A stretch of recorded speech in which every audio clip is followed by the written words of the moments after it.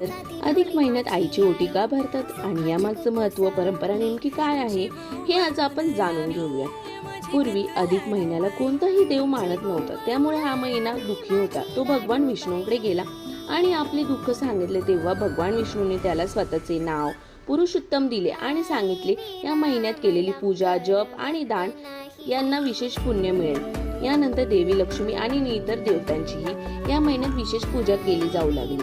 देवीला घरातील आईचे स्वरूप मानून तिची ओटी भरून सन्मान करण्याची प्रथा सुरू झाली, अशी लोकश्रद्धा आहे. यामागील भाव असा की जशी आई आपल्या कुटुंबाचे पालन पोषण करते, तशीच देवी आपल्या भक्तांचे रक्षण करते. तिची ओटी भरून कृतज्ञता व्यक्त केली जाते आणि सुख समृद्धीचा आशीर्वाद मानला जातो. थोडक्यात अधिक महिना हा भगवान विष्णूंनी पावन केलेला महिना आहे. या महिन्यात देवीला आई मानून तिची ओटी भरल्यास घरात लक्ष्मी आणि सौभाग्य नांदते, अशी परंपरा आहे.